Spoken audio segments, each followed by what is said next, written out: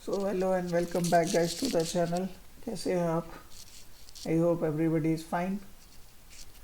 कैसी चल रही है आपकी पढ़ाई?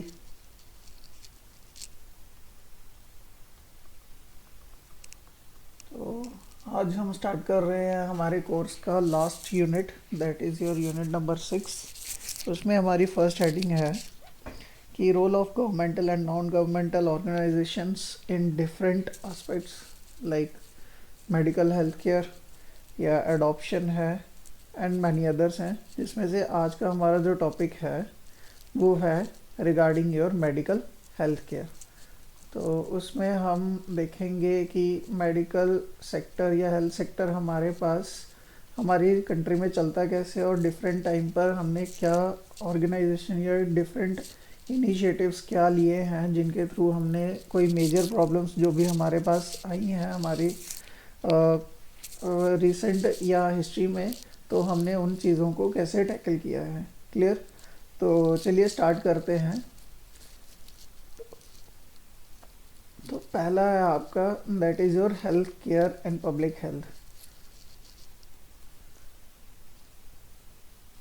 तो health care and public health हमारे पास क्या होती है, सिंपल टर्म्स में अगर हम इनको अंडरस्टैंड करने की ट्राई करें तो दीज आर क्या, हमारे पास इंफ्रास्ट्रक्चर्स,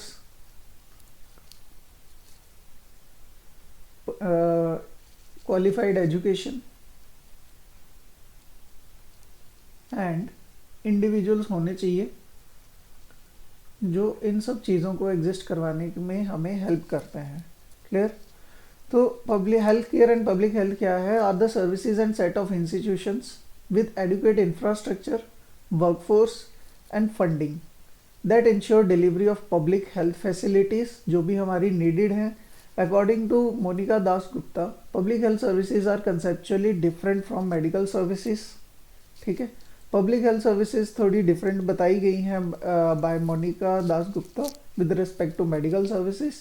ठीक है, ये हमारी इंपॉर्टेंट नहीं है, हम सिर्फ इस पॉइंट को ऐसे इन्वॉल्व कर लिया कि दोनों में गैप समझ आ जाए। दे have a key goal in reducing populations exposure to diseases. Mainly task क्या है कि डिजीज़ को कंट्रोल करना है या कोई एक्सपैंड, हम कह सकें अगर कोई स्प्रेड हो चुकी है कोई प्रॉब्लम तो उसको कैसे टैकल करना है, कंट्रोल करना है और इन द एंड एलिमिनेट करना है।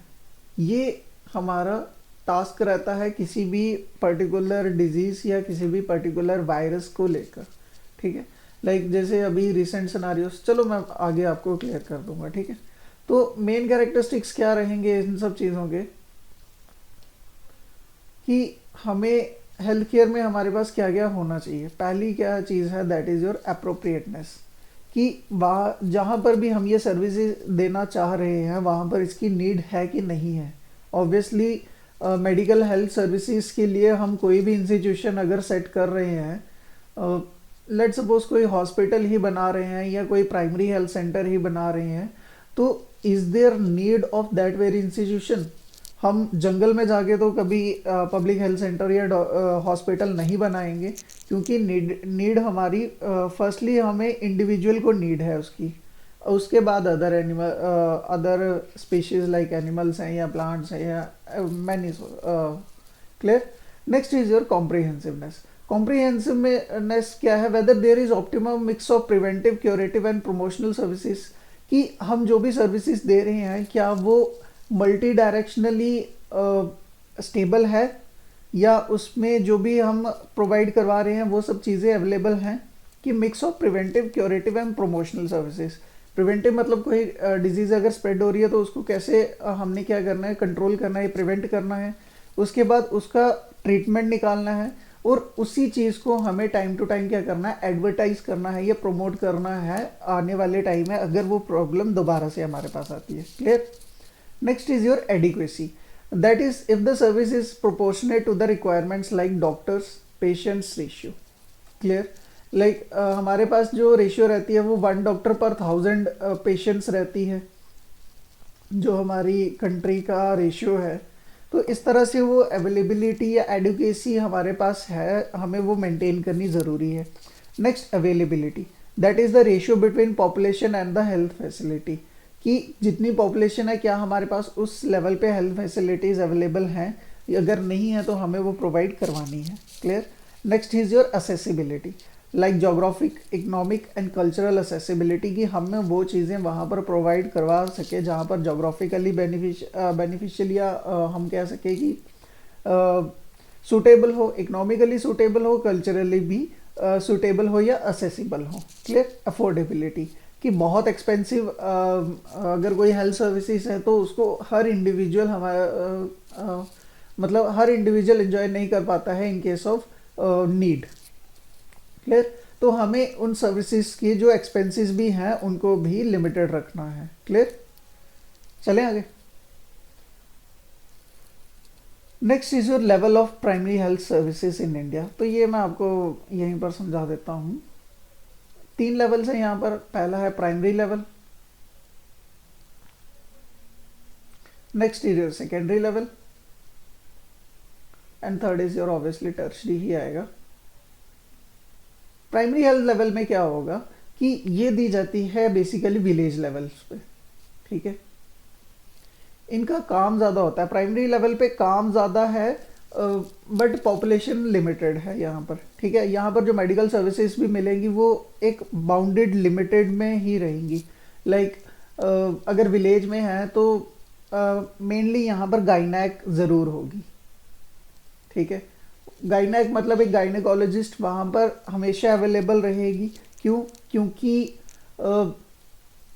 During the situation of delivery womens जो गांव की हैं वो अपने ट्रेडिशनल मेथड्स यूज़ करती हैं, जो कि आज के टाइम पर कहीं ना कहीं कभी कभी इन्फेक्शन कॉजिंग भी हो सकते हैं। तो इसीलिए एक डॉक्टर प्रोवाइड किया जाता है by government at village level specially. देख लो यहाँ पर, this is the first level contact between individual community and the health system where essential health is provided.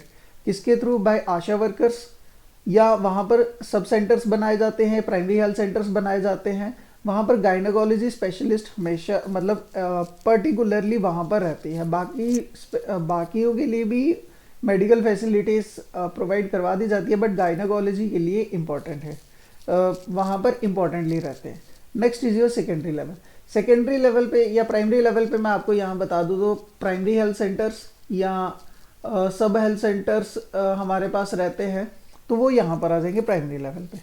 Secondary level पे आ जाते हैं जहाँ पर थोड़ी बेटर मेडिकल फैसिलिटीज़ हो, लाइक हॉस्पिटल हो। ठीक है। या other facilities like x ray, CT scan या अल्ट्रासाउंड एंड सो ऑन। तो इस तरह की फैसिलिटीज़ जहाँ प्रोवाइड करवाई जाए या जहाँ पर बेड्स की फैसिलिटी हो, वो होते हैं हमारे सेकेंडरी लेवल्स पे। और टर्शरी लेवल पे थोड़ा लेवल हाई हो जाता है, लाइक मेडिकल कॉलेजेस, स्पेशलिस्ट हम बोल सकते हैं, जहाँ पर डॉक्टर्स भी अपने पर्टिकुलर फील्ड के स्पेशलिस्ट डॉक्टर्स होते हैं अवेलेबल। स्पेशलिस्ट इस तरह से डॉक्टर्स हो, या फिर आप एम्स मान लो। एम्स की फुल फॉर्म बताना मेरे को उसमें कमेंट सेक्शन में। तो इस तरह की जहाँ पर मेडिकल फैसिलिटीज़ आती हैं वो आती है टर्शरी लेवल पे। क्लियर। तो सेकेंडरी हेल्थ केयर में क्या है, complex health problems are dealt. ठीक है। Facilities like x ray, CT, MRI, blood bank and some specialist doctors like optometrists, gynaecology, ophthalmology, ENT, oncology and so on. Tertiary level पे क्या आ जाते हैं, planning, developing managerial skills and teaching training, medical paramedical staff, medical colleges, super speciality hospitals, AIIMS भी यहीं पर आप involve कर लो। तो ये सब रहते हैं यहाँ पर। क्लियर। चलिए नेक्स्ट है public health centre, health care in India. तो बेसिकली जो हेल्थ केयर हमारी शुरू होती है वो होती है विलेज लेवल पे। विलेज लेवल पे डिफरेंट पोजीशंस पे लोगों को एस्टेब्लिश करवाया जाता है। लाइक इनिशियल जो काम होता है वो होता है आशा वर्कर्स का। आशा वर्कर्स, ठीक है, यूजुअली ये फीमेल मेंबर ही होती हैं। यूजुअली क्या मतलब फीमेल ही इसके लिए अपॉइंट किए जाते हैं। एक्रेडिटेड, ये इनकी फुल फॉर्म है, एक्रेडिटेड सोशल हेल्थ एक्टिविस्ट। ठीक है। वो इनका काम क्या है, who is selected for from the village itself, she is train to interface between community and the public health system. इनका काम क्या है, जो भी मेडिकल फैसिलिटीज हैं वो लोगों तक पहुंचाई जाए bye their knowledge. Clear. Next is your village health guide. Village health guide भी आशा वर्कर्स की तरह ही होते हैं, बट इनका काम क्या है, ये यूजुअली फीमेल नहीं होंगे और भी हो सकते हैं। अलॉन्ग विद दैट ये टेम्परेरी टेन्योर के होते हैं, टेम्परेरी इन नेचर होते हैं, ये परमानेंट गवर्नमेंट के पर्सन नहीं होंगे। एक सेकेंड, इसको क्या हो गया,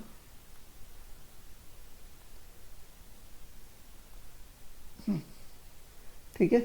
तो ये परमानेंट मेंबर नहीं होंगे, और ये जो भी मेडिकल फैसिलिटीज़ जो भी आएंगी गवर्नमेंट के द्वारा इन विलेज, ये उसके बारे में लोगों को बताएंगे। नॉट ओनली सिर्फ मेडिकल बट एजुकेशनल, सैनिटेशन, मतलब जो भी गवर्नमेंट की स्कीम्स आएंगी उनके बारे में लोगों को अवगत करवाया जाएगा इनके द्वारा। First aid, maternal child health care, health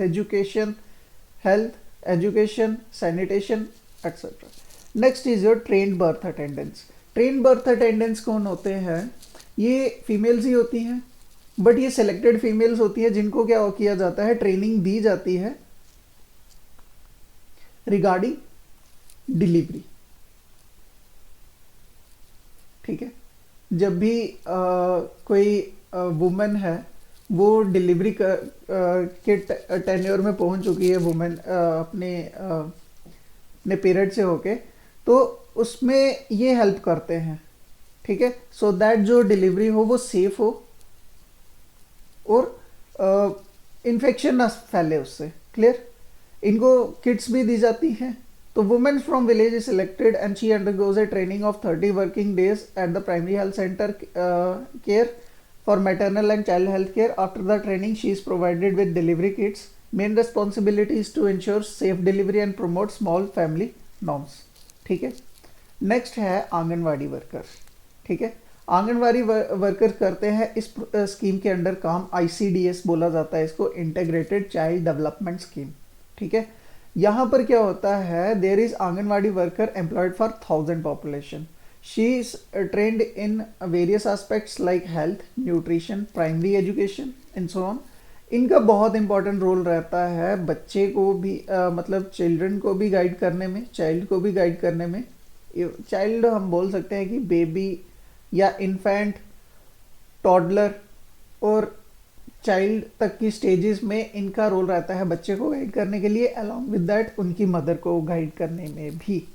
ठीक है, स्पेशली जब बच्चा इस एज ग्रुप में है ना, ऑब्वियसली इस ग्रुप में ये तीनों स्टेजेस आ चुकी हैं, इन्फेंट 0 से 1.5 साल तक, 1.5 साल से 4 तक टॉडलर, उसके बाद का चाइल्ड। क्लियर। प्रेग्नेंट वुमेन्स को स्पेशली गाइड करने के लिए, लैक्टेटिंग मदर्स, एडोलेसेंट्स, इन सभी को गाइड करने में आंगनवाड़ी वर्कर्स या आशा वर्कर्स का बहुत कंट्रीब्यूशन है। क्लियर। नेक्स्ट है हमारे पास सब सेंटर्स होते हैं। तो सब सेंटर्स हमारे पास कैसे हेल्प कर रहे हैं, तो सब सेंटर्स हमारे पास बनते हैं, ये क्राइटेरिया रहता है कि 5000 की पॉपुलेशन जो प्लेन्स में है और 3000 की पॉपुलेशन जो कहाँ पर है, हिली एरियाज में है, तो ये वहाँ पर एस्टेब्लिश होते हैं। और ये इनका काम क्या है कि जो भी प्रॉब्लम्स हैं उनको देखना है, मेडिकल फैसिलिटीज़ को। ठीक है, यहाँ पर यूजुअली दो मतलब हम स्पेशलिस्ट डॉक्टर्स बोल सकते हैं। ठीक है, there are responsible for health services and programmes implementation in area. The male MPW looks after the programmes like malaria, tuberculosis etcetera. जो फीमेल है वो किसकी तरफ देखते हैं, maternal, child health, family planning services. Clear. Next is your primary health centre. Primary health centre बनता है जहाँ की पॉपुलेशन 30,000 होगी इन प्लेन्स एरियाज और 20,000 होगी that is in hilly areas. वहाँ पर उनको गाइड किया जाता है regarding health, promotion of nutrition, sanitation, immunisation, MCH care, treatment of other diseases जो कॉमनली फैलती रहती हैं गांव में। तो PHC का लेवल थोड़ा हाई रहता है, लाइक वहाँ पर मेडिकल ऑफिसर रहते हैं, स्टाफ नर्सेज होती हैं, नर्सिंग असिस्टेंट, फार्मासिस्ट और अदर सपोर्टिंग स्टाफ भी अवेलेबल रहता है। Next is your anganwadi centres. वो है department of women and child development. तो न्यूट्रिशनल नीड्स जो भी हैं प्रेग्नेंट वुमेन की ड्यूरिंग देयर जेस्टेशन पीरियड, ठीक है, जो बच्चे की नीड है till the age of 6 years, या एडोलेसेंट्स गर्ल्स की है, जो भी उनकी रिक्वायरमेंट्स हैं वो आंगनवाड़ी सेंटर्स के थ्रू फुलफिल की जा रही है। Where food grains and medicine are distributed, secondary level health care consist of community health centres, rural hospitals and others, जो इसी के मतलब आंगनवाड़ी सेंटर्स भी इन्हीं के अंडर आ जाते हैं। Clear. Next is your community health centre. Community health centre कैसे बनता है? कम्युनिटी हेल्थ सेंटर मतलब 3 to 4 पब्लिक हेल्थ सेंटर्स का कंबाइन करके किसी एक पर्टिकुलर प्राइमरी हेल्थ सेंटर को कम्युनिटी हेल्थ सेंटर का टैग दे दिया जाता है। वो इम्पोर्टेंट इसलिए हो जाता है कि वहाँ पर कवर हो जाता है हमारे पास पॉपुलेशन का लाइक 80,000 से 1.2 लाख तक की पॉपुलेशन का कवर हो जाता है। अलॉन्ग विद दैट वहाँ पर क्या रहती है, बेड्स की फैसिलिटी रहती है। लाइक यहाँ पर दिया हुआ है कि 30 बेड्स होंगे और स्पेशलिस्ट डॉक्टर्स भी रहते हैं regarding surgery, medicine, gynaecology, obstetrics, paediatrics and so on. Clear. ये एक स्कीम है गवर्नमेंट की, आयुष्मान इंडिया, ठीक है। ये स्कीम लाई थी गवर्नमेंट ने, जिसमें क्या हो गया था, मेडिकल इंश्योरेंस, एक तरह का मेडिकल इंश्योरेंस ही था। लाइक 5 लाख तक का मेडिकल बेनिफिट किसी को भी मिल सकता है, क्योंकि अगर कोई पर्सन एक किसी बड़ी सर्जरी के प्रोसेस के थ्रू जा रहा है, गो थ्रू हो रहा है, तो इस वजह से इस चीज़ को बेनिफिट करने के लिए स्कीम हमारा गवर्नमेंट ने अभी रिसेंटली लॉन्च की है, ठीक है। अदर्स एजेंसीज देखें हम, तो एक सेकेंड यार, इसको इधर ही ले आओ यार, ठीक है। ये other agencies like defence forces भी प्रोवाइड करती हैं कभी कभी मेडिकल फैसिलिटीज़, या other hospital, medical colleges, Railways के पास भी अपना मेडिकल फील्ड है, ठीक है। उसी तरह से primary health care in India में हमारे पास प्राइवेट हॉस्पिटल्स भी उतना ही काम मतलब हमारी हेल्प कर रहे हैं, या कुछ क्लिनिक्स हैं, नर्सिंग होम्स हैं। तो ये sector is highly unorganised and concentrated in urban areas. It provides mainly curative immunisation services. Medical council of India इनको रेगुलेट करता है, ठीक है। अब ये सब किसके अंडर चलता है? मेडिकल काउंसिल ऑफ इंडिया या और Indian medical association. Along with that ICMR भी है, Indian council of medical research, वो रिसर्च वर्क पे काम करता है। बाकी इन सब चीज़ों को रेगुलेट करने के लिए ये दो हैं, MCI एंड IMA। क्लियर। चलिए नेक्स्ट, मिनिस्ट्री ऑफ आयुष, ठीक है, ये भी इसी फील्ड में है, ठीक। तो ये क्या करता है, हमारे पास man power, infrastructure, research, development, drugs etcetera को क्या करता है, मतलब इनकी रेगुलेशन करता है और मेंटेनेंस करता है। फॉर आयुष सिस्टम्स, आयुर्वेदा, योगा, यूनानी, सिद्धा, होम्योपैथी, सोवर, रिग्पा, ये सब भी इसी के अंडर हैं। इसके अंडर हम क्या किया जा रहा है, आयुर्वेदिक हॉस्पिटल्स या होम्योपैथिक मेडिकल कॉलेजेस पे भी फोकस किया जा रहा है, और प्राइवेट हॉस्पिटल, क्लिनिक, कॉलेजेस पे भी ध्यान दिया जा रहा है। ये सब किनको इनके ऊपर सुपरविजन की रहती है, मिनिस्ट्री ऑफ आयुष।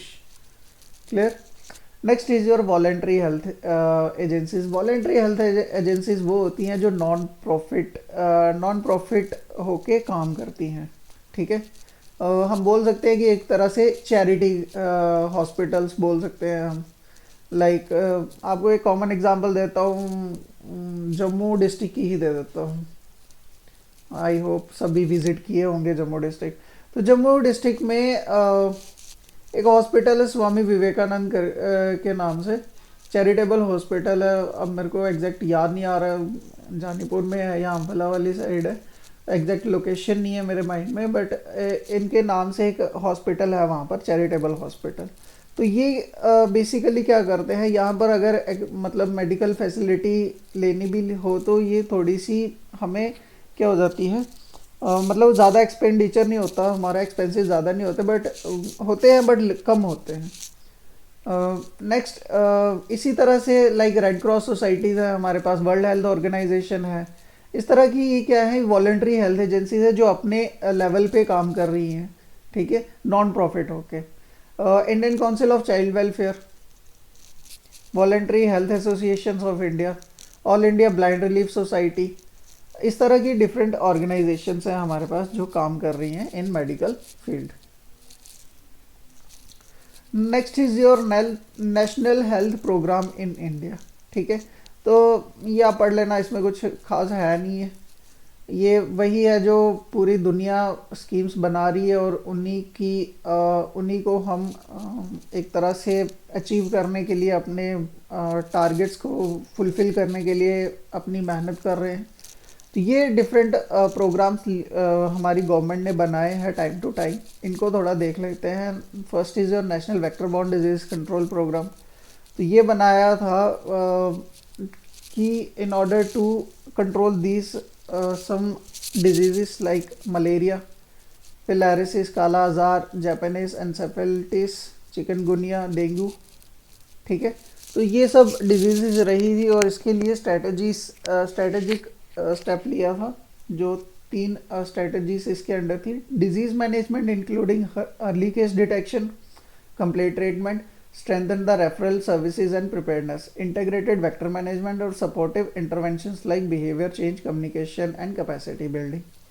ठीक है, नेक्स्ट आ गया था नेशनल मलेरिया कंट्रोल प्रोग्राम। ये 1953 में स्टार्ट हुआ था और 1958 में एम कर लिया था टू इरेडिकेट मलेरिया। 1970s में रिसर्जेंस हुई और 1999 में इसका नाम चेंज कर लिया नेशनल एंटी मलेरिया प्रोग्राम। और 2009 में इसके साथ बाकी भी जो भी डिजीज़ फैल रही थी उन सभी को क्या किया, एडजॉइन करके एक पर्टिकुलर फोकस में लाया। ठीक है, नेशनल फिलेरिया कंट्रोल प्रोग्राम ये अलग से हुआ था, 1955 में स्टार्ट हुआ था और ये हमारे पास अर्बन मलेरिया स्कीम के साथ मर्ज किया गया था कब, 1978 में।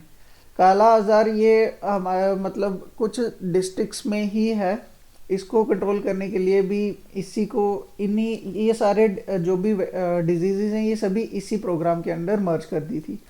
Next is your Japanese encephalitis, dengue, chikungunya, तो ये सब इसी के अंडर आ गए थे। नेक्स्ट ये इंपॉर्टेंट है नेशनल ट्यूबरक्लोसिस प्रोग्राम। ये 1962 में स्टार्ट हुआ था। इसका ये आज भी हमारे पास चल रहा है और इसको क्या किया जाता है हमारे पास स्ट्रेटेजिकली, और ये हमारी अचीवमेंट है कि आज हमारे पास टीबी के केसेस धीरे धीरे कम हो रहे हैं। क्लियर, तो इसके लिए एक कोर्स करवाया जाता है डॉट्स। ठीक है, इसकी फुल फॉर्म ये रही, directly observe treatment short course. ठीक है, कुछ पेशेंट्स के लिए ये कोर्स 6 महीने चलाया जाता है और कुछ पेशेंट्स के लिए 9 मंथ्स का रहता है। क्लियर, तो डिपेंड करता है कि किस लेवल पे टीबी के सेल्स बॉडी में बन रहे हैं। Clear, national AIDS control programme एक नया है। ठीक है, ये हमारे पास इंडिया में लॉन्च हुआ था 1987 में, क्योंकि फर्स्ट केस हमारे पास 1986 में आया था इन चेन्नई। ठीक है, तो ये इसीलिए था कि इन ऑर्डर टू ये प्रोग्राम है organisation to plan implement and monitor and modify the components of the programme at state level. State AIDS control societies हमारे पास एस्टेब्लिश की गई हैं बाय गवर्नमेंट। क्लियर, तो स्ट्रेटजी क्या रहेगी इसके लिए जो गवर्नमेंट ने अपनाई हुई है, that is establishing the surveillance centres, identification of high risk group, issuing specific guidelines and IC through the mass media. Clear, ये इंपॉर्टेंट एक और है, इसको मैं थोड़ा एक सेकंड में जूम कर लेता हूँ।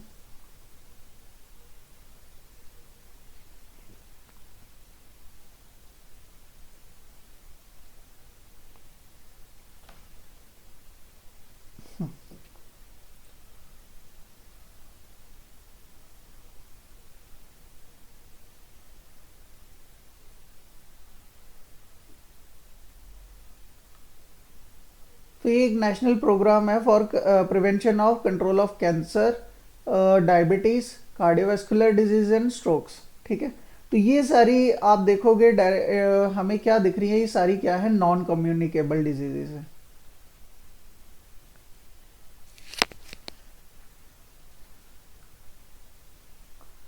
ठीक है, तो programme focus on health promotion, capacity building including human resource management, development, early diagnosis and so on. ठीक है। इसके लिए प्राइमरी हेल्थ सेंटर्स में भी क्या कर दिया गया है, non communicable disease clinics are establish primary health centre, community health centre at district level. और हाँ, इसके लिए ट्रेनिंग्स भी और ट्रेनर भी डिप्लॉय किए गए हैं at different levels. National mental health programme, ये हमारे पास 1982 में आया था, और इसके एम क्या है प्रोग्राम के, prevention and treatment of mental and neurological disorders, use of mental health technology, application of mental health principles, streamlining, modernizing mental hospital, upgrading psychiatric departments, research and developments। ठीक है। ये है एक और reproductive, maternal, neonatal, child health, adolescent programme. ठीक है, ये यहीं तक था पहले, फिर एडोलेसेंट प्रोग्राम इसमें ऐड किया है, ये रहा प्लस से। ठीक है। Strategy based on continuum of care approach and defines integrated packages of services for different stages of life. ठीक है। इसमें ज़्यादा किसको दे फोकस किया जा रहा है, neonatal stage to child adolescent group of to reproductive obstetric care, promoting antenatal checkups, essential newborn care, family planning services and choices, HIV AIDS, STDs, immunization, disease control, iron calcium nutritional supply, supplementary nutrition to lactating mothers, registration of all pregnancies, child care, mortalities, adolescent health care, etc. तो reproductive and child health program was launched in 1919 and had different of phases and revamped as relaunched at RMNCH+A in 2013। Clear. National health mission में health system strengthen करेंगे हम, reproductive, maternal, इस पे ध्यान दिएंगे, control of communicable and non communicable diseases. अब NGOs देख लेते हैं कि किस तरह से काम करते हैं हमारे पास। तो एनजीओज गवर्नमेंट हमारे पास क्या रहते हैं, नॉन गवर्नमेंटल ऑर्गेनाइजेशंस रहती हैं, ये नॉन प्रॉफिट होके काम करती हैं। ठीक है। और डिफरेंट हमारे पास क्या है, ये इम्पोर्टेंट हॉस्पिटल्स हमारे पास बहुत से हैं जो नॉन प्रॉफिट होके काम करते हैं। Clear. in India there are often called not for profit institution and officially defined as an organization that are not for profit by law or custom, do not distribute any surplus they may generate to those who own and control them, are institutionally separate from the government, are self-governing, are non-compulsory in nature। Clear। तो इनको funding कोई government से नहीं मिलती है, sometimes मिल जाती है, but usually ये सेल्फ फंडेड ही होते हैं। जो भी मतलब एक तरह से चैरिटी करना चाहे तो वो करते हैं अपने लेवल पे, और इस तरह से ये अपनी वर्किंग देते हैं, और इनमें गवर्नमेंट की इन्वॉल्वमेंट बहुत कम रह सकती है। ठीक है। फंक्शन ऑफ एनजीओ क्या है, प्राइमरी फोकस क्या है, establishing healthcare institution, fulfilling health and social needs of peoples like जो needed है, like women, elderly, vulnerable, local communities। Clear। Dealing with specific health issues such as AIDS, alcoholism, promoting health rights, performing preventive health programs, managing health finance, funding and administration। तो NGO run hospitals are heterogeneous and various in terms। ये important है, आप एक बार इसको read कर लोगे तो आपका ये हो जाएगा, समझ आ जाएगा आपको। तो यहाँ आज का टॉपिक होता है हमारा end. Thank you for joining. मिलते हैं आपसे नेक्स्ट लेक्चर में। Till then goodbye, keep learning and keep revising.